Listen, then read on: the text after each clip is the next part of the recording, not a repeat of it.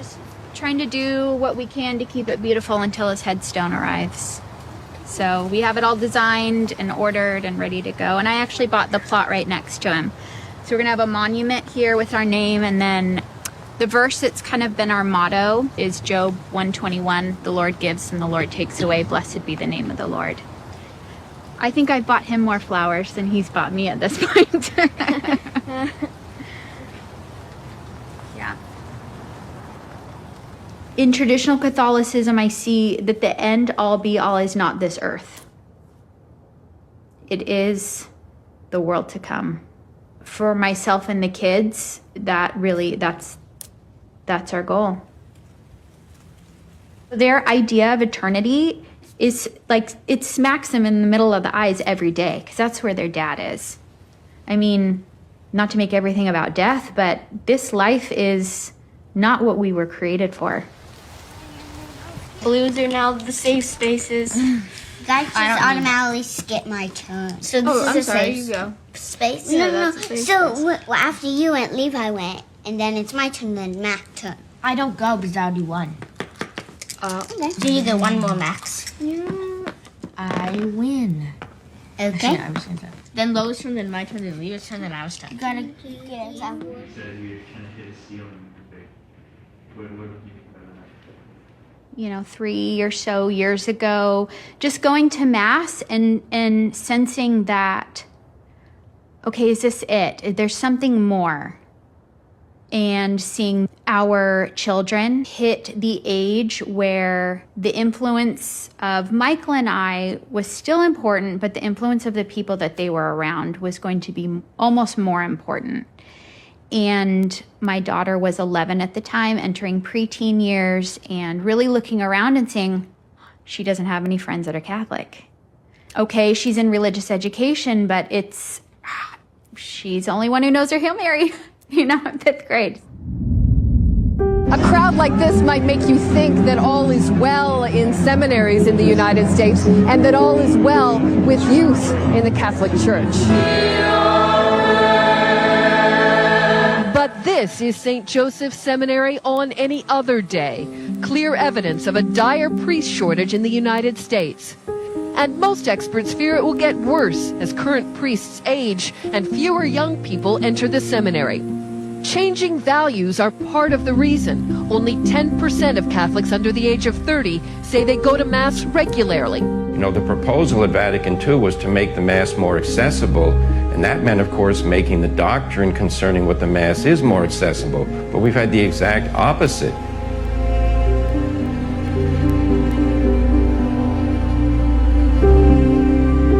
In 1980, a ratio of nearly 2,000 Catholics to each priest. By 2015, 3,000 to 1. But here in San Bernardino, it's 7,000 parishioners to each priest.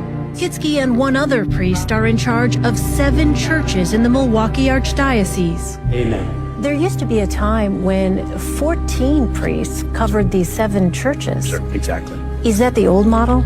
Yeah, it's not only, and maybe not the old model, it would be the old model, but it's the old reality. Do you worry about that? Definitely, yes. Yeah, we obviously need more priests. By one estimate, the current marriage rate is at its lowest point in a century, and it's dropping. Every 13 seconds, someone in America gets divorced.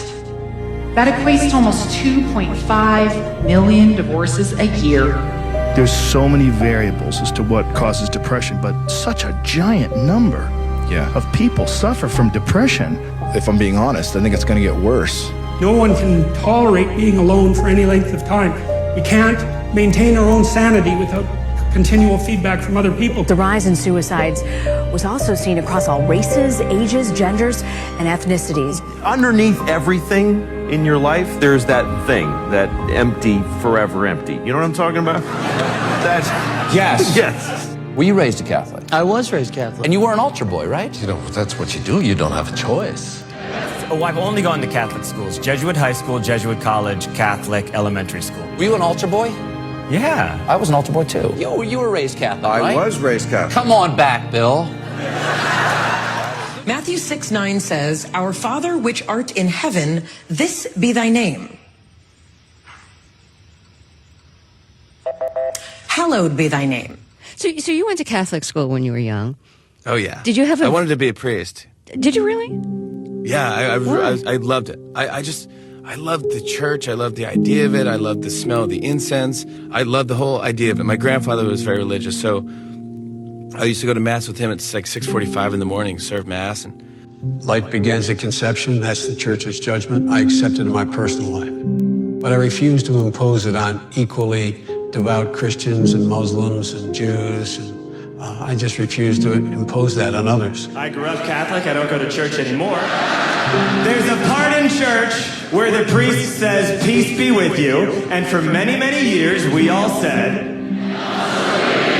"Very good." Do you still go to church? I don't go. I tried to go back when I was out in LA and I was like kind of struggling for a bit. I went to church for a while, but it's like there's a band there now, and you have to hold hands with people to the whole Mass now. This is too much for me. I want the old way. I want to hang out with the nuns. That was my favorite type of Mass, in the grotto, and just like straight up, that just Mass. And I remember as a child, I received my first communion kneeling on the tongue. The Mass was in Latin. There was solemnity around it. Now what do we have? We have a free-for-all in the sanctuary. We have the casual distribution of Holy Communion. People don't kneel. In fact, some priests get annoyed if people kneel. Right. And, the doctrine is taught not simply by what teachers and catechists say, but how the priests and the liturgy communicates the message. I mean, everything that we were doing in life was on the table to examine, and that included where we were going to Mass and how we were living our faith, especially. Do you need help marking your missal? No. Do you have it marked already? Look at you. Teenager. Now I know at some point it's out of my hands and it's their choice and it's their decision. But to walk my children into heaven however I can is the number one priority of my life.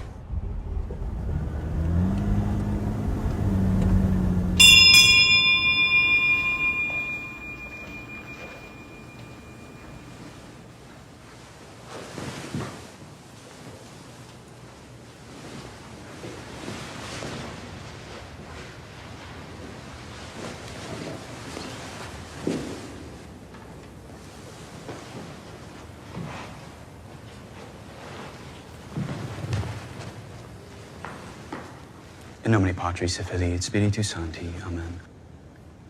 Introibul hadatari Dei, adem quae letificat juventutem meam.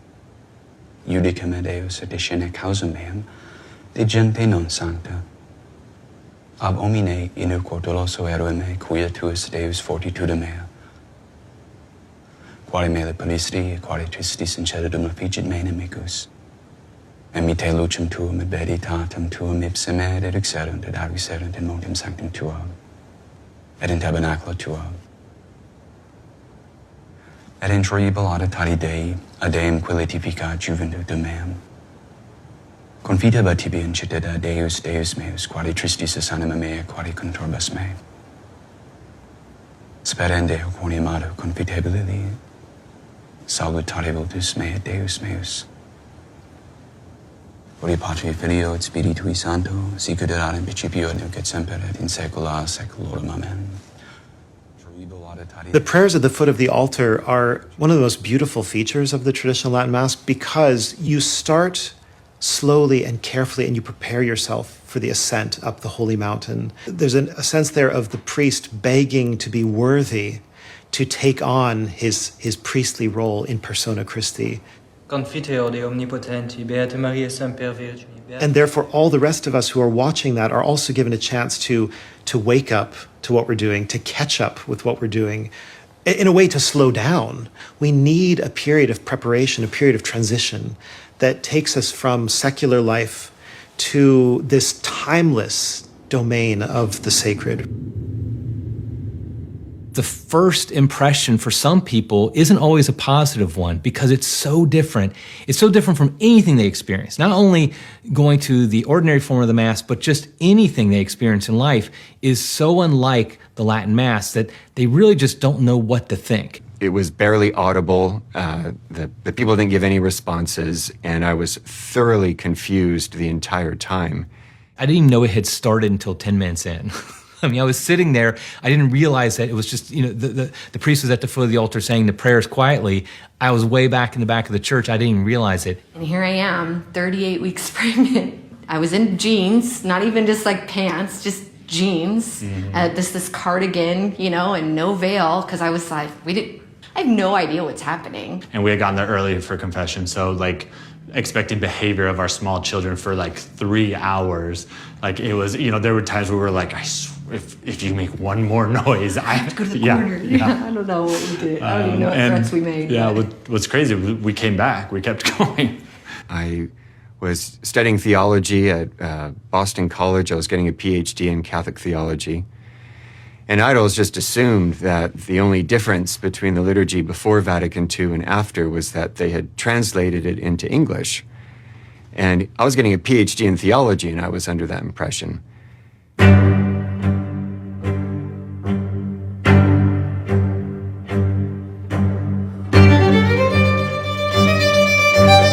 If you look at the order of Mass, you'll see a psalm at the beginning, Psalm 42 at the beginning. You'll see a couple of psalms in the offertory. You see psalm verses quoted around the time of the priest's communion. It's shot through with sacred scripture, with the Word of God. You have an obligatory set of propers, usually from the Psalms. And all of those are always going to be read or sung.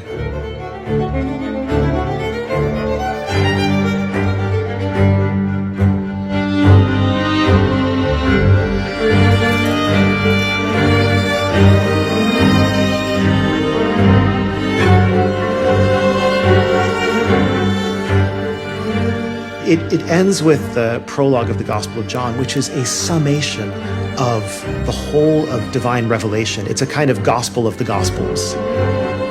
So there's this moment of basking in an awareness of what is it that we've just participated in, and why is it so significant? There's a gentle entry into worship and a gentle departure from it that is much more natural and much more helpful.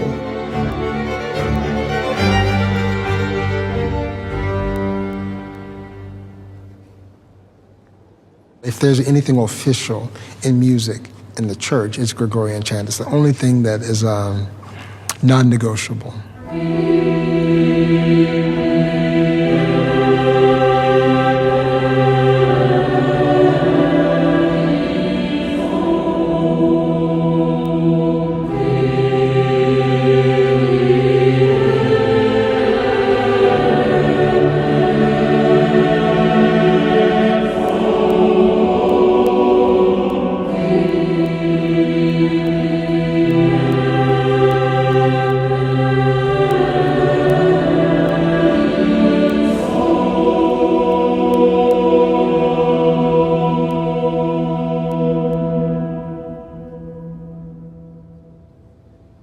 It's very easy for an accomplished choir, but even for intermediate or beginning choir, it is quite possible with ease to program 10 years of church music without repeating a Mass on Sunday.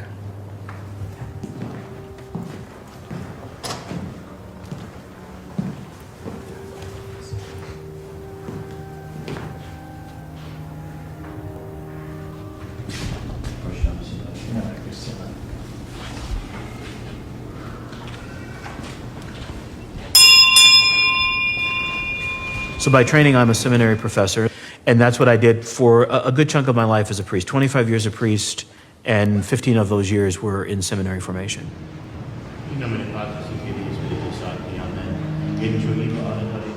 So His Eminence, of course, loves and celebrates the extraordinary form. But when he arrived in St. Louis as the ordinary in 2004, he was already under the impression that I celebrated the extraordinary form. And so there were young men in the seminary who were interested in learning the extraordinary form, and I was the director of sacred liturgy. He was sending them to me, and I finally had to say to him in one of our weekly meetings, I said, "Your Grace, I don't celebrate the extraordinary form." And, Father Morris, I wasn't Monsignor then, you need to learn. And I said yes. And so I met two seminarians there who themselves were attached to the traditional Mass. So they trained me. They got me over my fears of my bad Latin. It was really, really bad. I was embarrassed. I couldn't memorize things. But it was low Mass. I made lots of mistakes. And I remember both of us leaving, and I wept. And I wept. I mean, it's not tears the whole 9 yards. It wasn't just I wept almost to the degree I wept when I was ordained. It was just overwhelming to me how beautiful it was. It was so simple, so profound, with all the mistakes. There was still something very natural to it, and I realized that I was actually able to pray.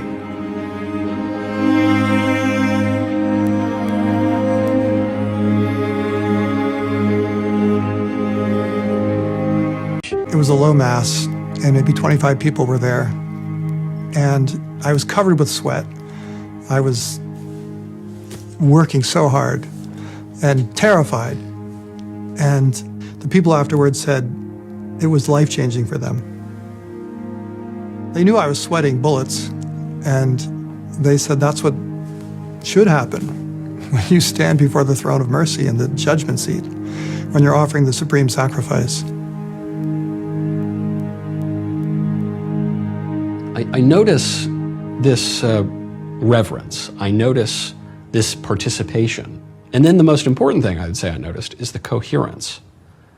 I have very poor Latin to read, to speak, to understand, and yet the Mass made much more sense in the traditional Latin Mass, where I don't speak the language, than in the English Mass, where I do. We were rushed. We were downtown in Manhattan. It was pouring down rain. We got in, we knelt down, and then the traditional Latin Mass was a low Mass, and it was over. And then we were briskly driven to LaGuardia. And it was such a flash, it didn't really rock me. But I already knew enough by then to recognize the antiquity of the traditional Latin Mass. So I was eager to go back to another one. I am drawn to the traditional Latin Mass because it feels as though the transcendence, the presence of heaven on earth, but just the majesty of God and the otherness of the worship of the angels and the saints in glory, to have the whole community and the priest facing not just the altar, but heaven. And to have that priest representing us as mediator, offering sacrifice. I am still subjectively more familiar and at home with the Novus Ordo, but objectively, intellectually, but also spiritually drawn to the traditional Latin Mass, I think in part precisely because it puts me in my place.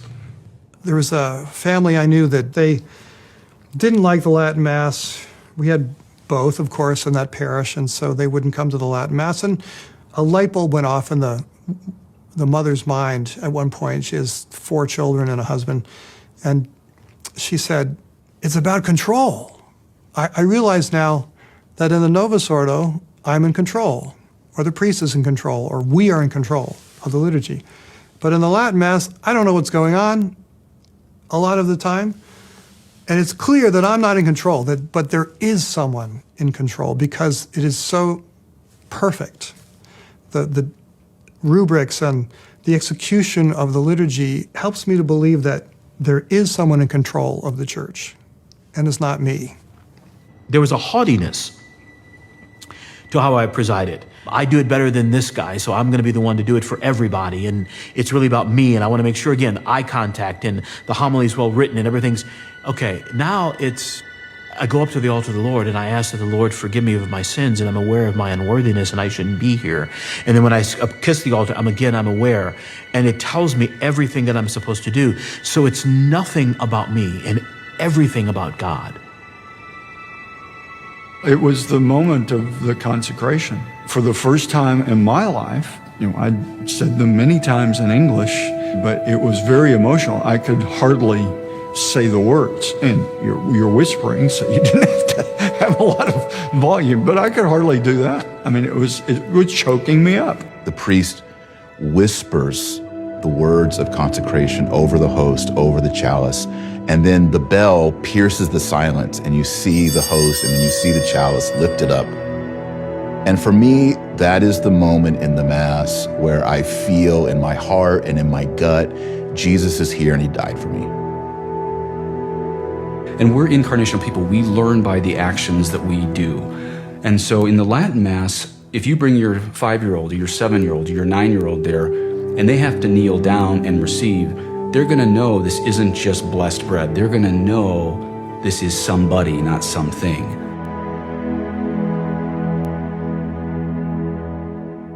Kids couldn't see anything, and half the Mass is silent, and I had no idea what's going on. I thought, is my veil staying on? And Maximilian, who was 8 at the time, said, Mom, does God like that Mass more? I said, what do you think? He goes, well, I felt him there.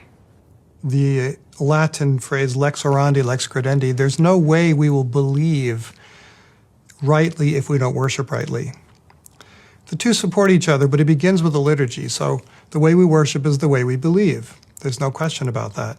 Mother Teresa often said, if your prayer life is right, the rest of your life will be perfectly all right.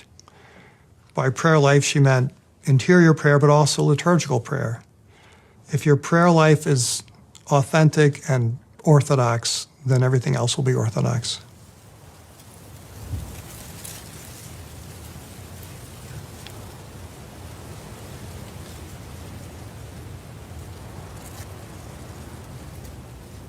So our first experience again was mid-July of 2019. And then September 13th, it was Friday the 13th, he was at work in a meeting and he had a seizure. I, hands down, thought it was stress. We had just moved. He had just moved brokerage firms. We were supposed to be adopting a baby in just 6 weeks after that. That weekend, I was supposed to go out and buy a crib. And the ER doctor came back and said that they found a mass on his brain. And they said the word glioblastoma, and I'd never heard that word before in my life. And I did what anybody does, and I Googled it. And the first thing that comes up is glioblastoma life expectancy, 12 months. And so I just lost it on the hospital floor hallway.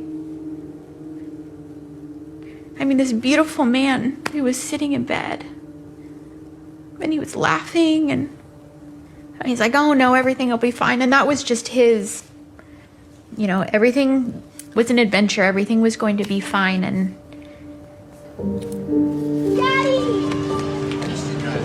Dad, I love you so much. Merry Christmas. Can we play dolls together? Love, Lola. I would love to play dolls. I'm not taking a picture. Why? I'm taking a video. Look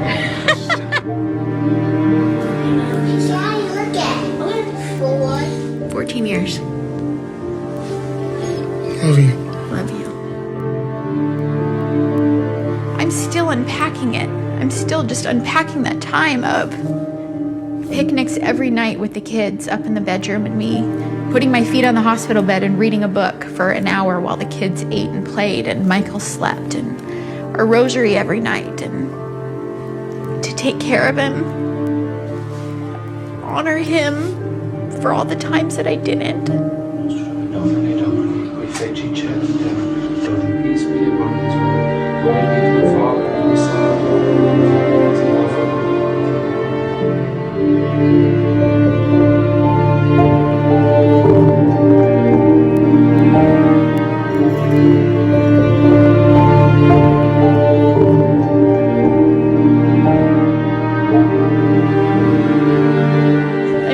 Such a humble servant man that oftentimes when I said, let's go right, we'd go right, even if going left was better.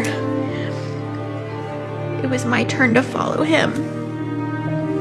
And I know that if I told him to stay, that he would have hung on. So we just followed him.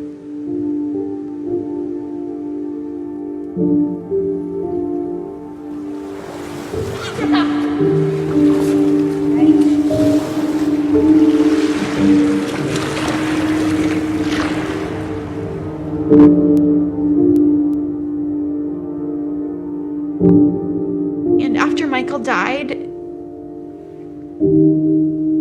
being there was a refuge from this crazy, scary world, and it's the place I can just lay the cross down for a little bit. Gosh, I don't know. I ask the kids, I say, where would we be without this? I don't know. I think I just need this solid foundation. That's what tradition is. Tradition is another word for a solid foundation.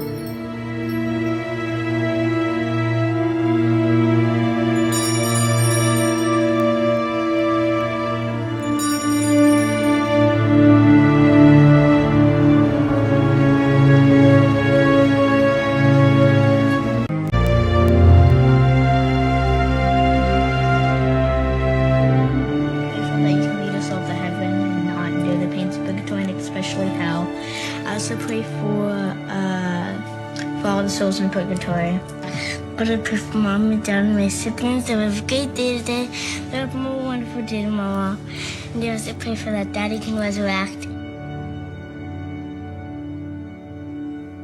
Avila, what should we meditate upon in this mystery? We should meditate on how Jesus was so scared. And we can pray for comfort. Grace is promised you. Do you see that? What's that? You have your scapular. Scapula, a medal, and the miraculous medal and a rosary. Yes. I have a miraculous See, Mommy's medal. wearing her scapular, and I have my miraculous medal. But you don't have your rosary. But we just prayed a rosary, so check. We actually pray a rosary All every right. day. Okay. Good night. Love you so much. I love you so much. Okay. Okay. Good night. Two hours sometime. Okay. Hug. Good night. Night.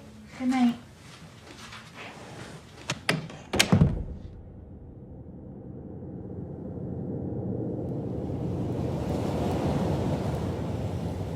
When that split second of judgment comes, what will it be like? It will be an evaluation of ourselves just as we really are. Then, what are we really? We are what we are, not by our emotions, our feelings, our likes and dislikes, but by our choices.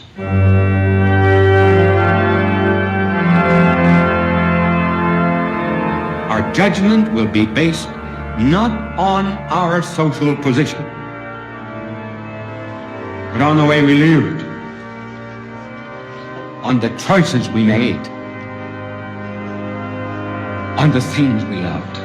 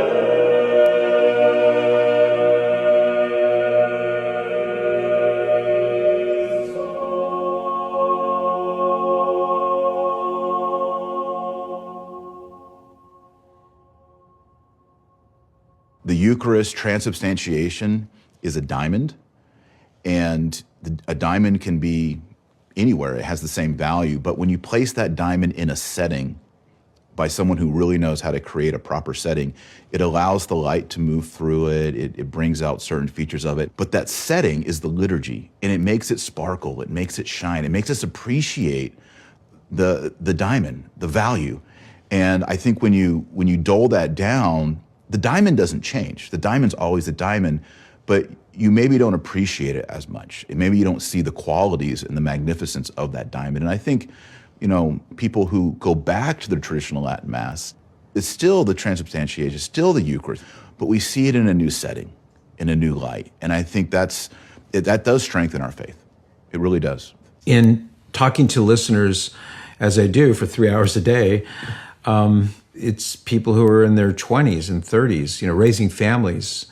And a commonality is, how come nobody ever told me about this? Why didn't I know about this? And, I can understand why, because it's like, in many ways, the best kept secret of the Catholic Church.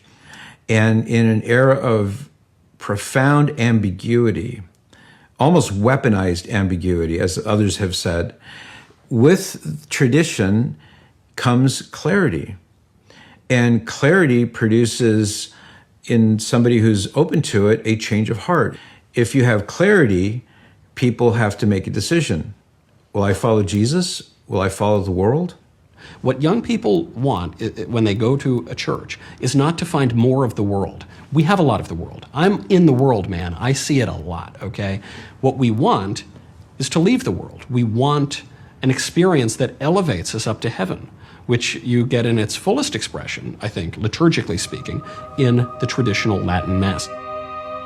I've gone through lots of Catholic cathedrals in Europe, and of course they're stunning creations. But I think that the Catholicism, that's as sane as people can get. We need a metaphysic, a narrative metaphysic to hold us together. And it has to be predicated on something that's transcendent and absolute. I was never an atheist. I was always an agnostic. I always had a belief, but I never had like a connection. Latin Mass gave me something where I felt connected. That was my first inroad to Pio, was, okay, that Mass is an immersive experience. He's fully involved. His Mass was very different than other Masses that were performed. Latin Mass affects me deeply. And, How come? Because it's not being done to sell me on anything, and it feels almost like I'm being let in on something very special. I would also say that there's certain language where I don't need to know the words. Yeah. Which is what I feel when I watch Pio's Mass. Yeah. I know what's going on, and I feel it deeply. It almost feels more powerful than when I know every single word. If it becomes too obvious, too rationalized, hey, everybody, look, here's what's going on, that it does take something away from the experience of the mystique of it. For the lead.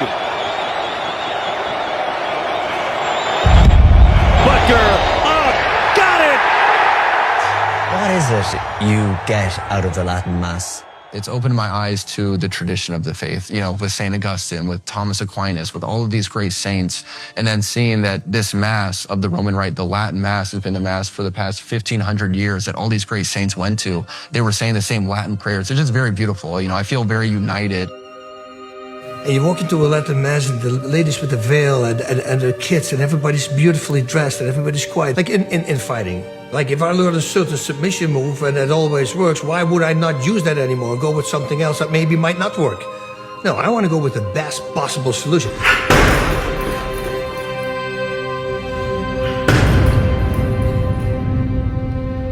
And that's what I like. I like authenticity, like I want to please him. I don't need to please anybody else. That's the guy I want to please.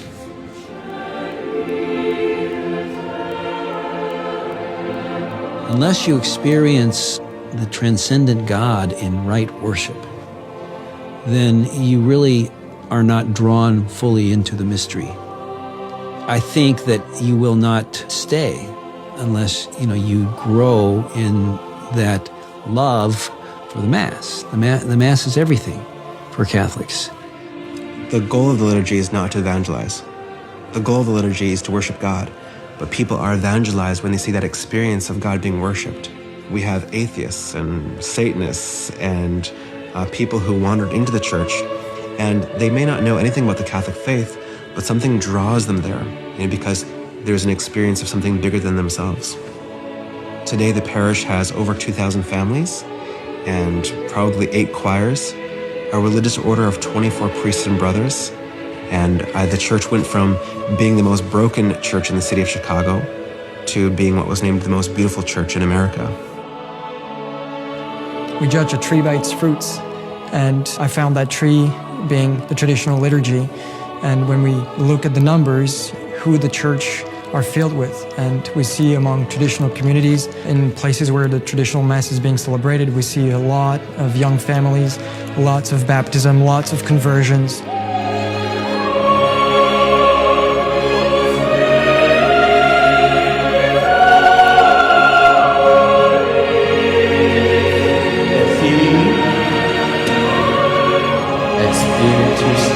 Why would we want to be anthropocentric and communal first and foremost, and not be theocentric and focus as a community upon the glory and the majesty of God? Nothing will form a community that is tighter and more devout and will become holy more than being God-centered. It is when you kneel quietly and you watch a miracle take place, when you forget about you, you're focused on a miracle, that is the greatest peace that you are going to find here on earth.